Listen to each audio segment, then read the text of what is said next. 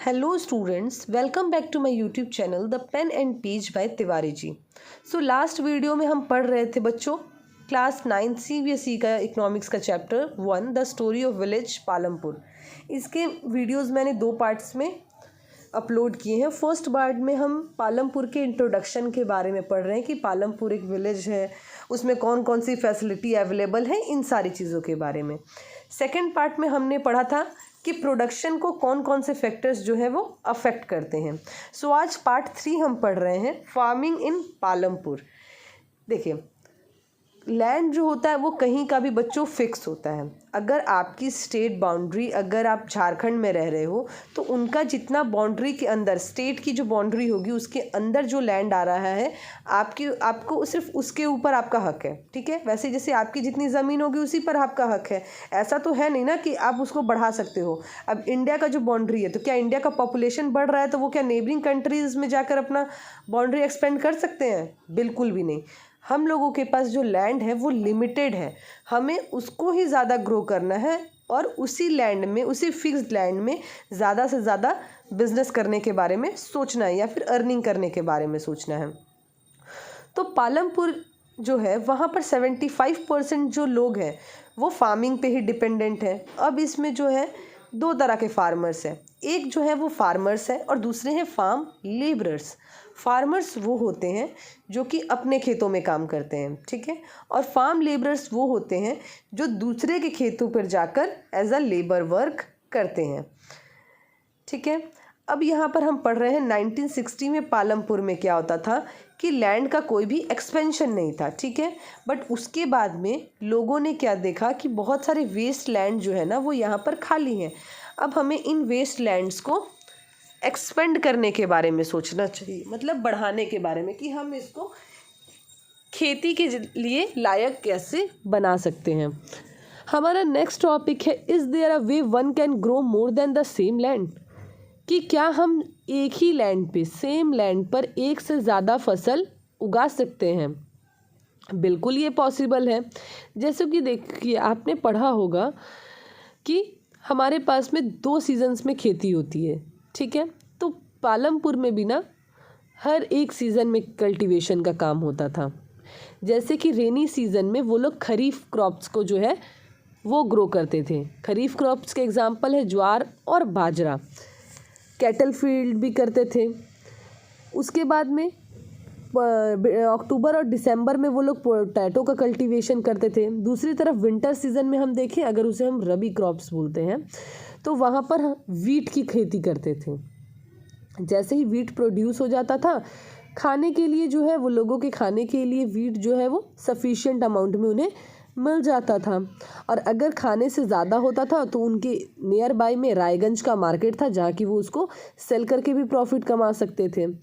दूसरी तरफ अगर उनके पास किसी भी कोई फार्मर है, उसके पास अगर लैंड ज़्यादा है तो वो शुगर केन की भी खेती कर देता था। अब शुगर केन ऐसा एक प्लांट होता है ना जिसको कि 1 ईयर लगता है पूरी तरह से कल्टीवेट करने में, ग्रो करने में और देन उसको हार्वेस्ट करने में। ये अगर शुगर केन की खेती अच्छी होती थी तो उसको नियर बाय फैक्ट्रीज में सेल आउट करके उससे जैगरी बना सकते थे, मतलब कि गुड़ बना सकते थे। The reasons why farmers able to grow 3 different crops in a year in Palampur is due to the well developed system of irrigation. अब आप बोलोगे कि मैम ये लोग ठंड में भी खेती कर रहे हैं, गर्मियों में भी खेती कर रहे हैं, तो ये पॉसिबल क्यों हो पा रहा है?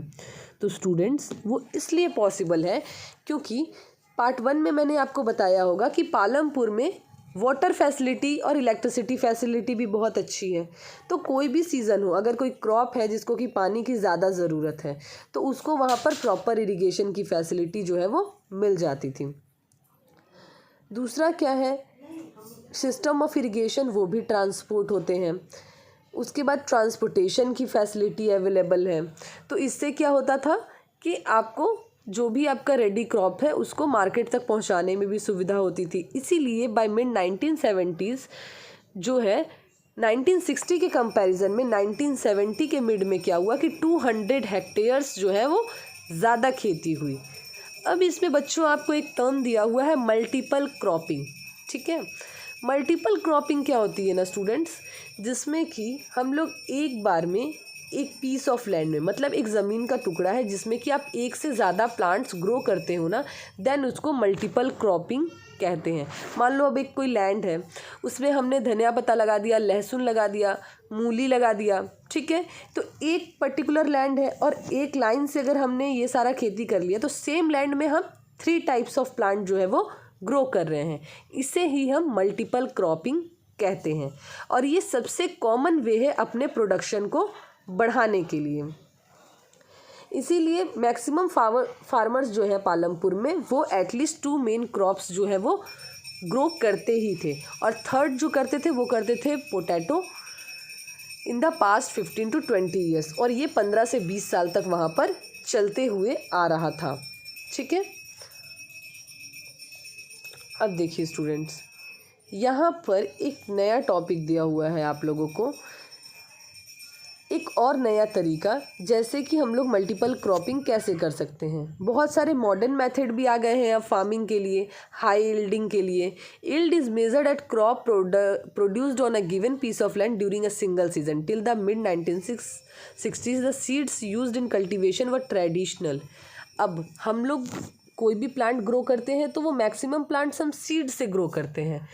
तो पहले क्या होता था 1960s के टाइम में कि ट्रेडिशनल तरीके से जो सीड्स बनते थे ना, लोग उससे खेती करते थे। अब ये जो ट्रेडिशनल सीड्स होते थे इनको नीडेड लेस इरिगेशन, इनको इरिगेशन की ज़रूरत जो है वो कम होती थी। नेचुरल मैनर और फर्टिलाइज़र मिल जाते थे, जैसे कि काऊ डंग वगैरह, ठीक है, खाद वगैरह जो है वो नेचुरली मिल जाती थी।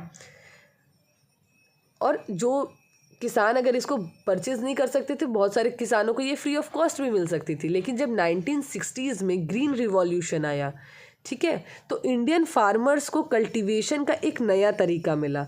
ग्रीन रिवॉल्यूशन में क्या होता है, जितने भी फार्मर्स थे ना वो HYVS सीड्स का यूज़ करने लग गए। HYVS सीड्स का मतलब होता है हाई यील्डिंग वेराइटीज़, ठीक है। ये जो सीड्स हैं ये ट्रेडिशनल सीड्स के कंपैरिजन में ज़्यादा फर्टाइल थे और ये ग्रेटर अमाउंट ऑफ ग्रेन जो है वो एक सिंगल प्लांट से ग्रो करके देते थे। इस वजह से क्या हुआ कि सेम पीस ऑफ लैंड, वही ज़मीन का टुकड़ा, वही लैंड जो कि ट्रेडिशनल सीड यूज़ करने से कम प्रोडक्शन देता था, HYV सीड यूज़ करने से सेम लैंड जो है ज़्यादा प्रोडक्शन देने लग गया, लार्जर क्वांटिटी में देने लग गया। अब ज़्यादा अगर प्रोडक्शन हुआ है तो आपको प्रॉफिट भी ज़्यादा होगा। बट इसमें क्या होता था, इन प्लांट्स को पानी की ज़रूरत ज़्यादा होती थी और केमिकल फर्टिलाइज़र्स या फिर पेस्टिसाइड्स की भी ज़रूरत ज़्यादा होती थी। जैसे कि मान लीजिए ट्रेडिशनल सीड्स, जैसे हमने पढ़ा कि वो नेचुरली मिलते हैं, उसमें फर्टिलाइज़र जो है वो भी कम यूज़ होता है और नेचुरल फर्टिलाइज़र या फिर मैन्योर यूज़ होता है। बट अगर हम HYV सीड्स का यूज़ करेंगे तो इसमें प्लेंटी ऑफ वाटर चाहिए।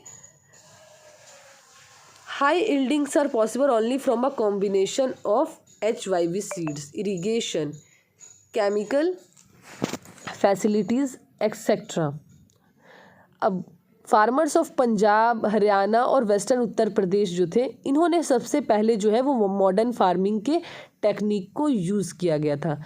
यहाँ पर इन जगहों पर क्या हुआ, ट्यूबवेल से इरिगेशन होने लग गया, HIV सीड्स का ये यूज़ करने लग गए, केमिकल फर्टिलाइज़र का यूज़ करने लग गए या फिर पेस्टिसाइड्स का यूज़ करने लग गए। कुछ फार्मर्स ने तो मशीन भी खरीद ली, जैसे कि ट्रैक्टर, थ्रेसर। इससे क्या होता था कि उन लोगों को फील्ड जो है वो डिग करने में बहुत ज़्यादा हेल्प मिलती थी। यही रीज़न है कि पालमपुर में जो वीट है उसकी ग्रोथ 1300 kg पर हेक्टेयर से बढ़कर 3200 kg पर हेक्टेयर हो गई थी। सो स्टूडेंट्स, जैसा कि हमने पढ़ा था कि लैंड जो है वो एक नेचुरल रिसोर्स है, तो हमें इसे बहुत केयरफुली यूज़ करना चाहिए।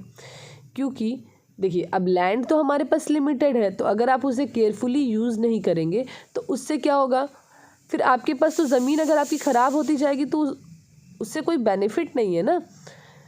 बट HIV सीड यूज़ करने से क्या सिर्फ़ और सिर्फ हमें प्रॉफिट होता है? बिल्कुल भी नहीं। HIV सीड्स जो है वो जितने ज़्यादा प्रॉफिटेबल थे उतना ही ज़्यादा उनसे हमें लॉस भी होता था।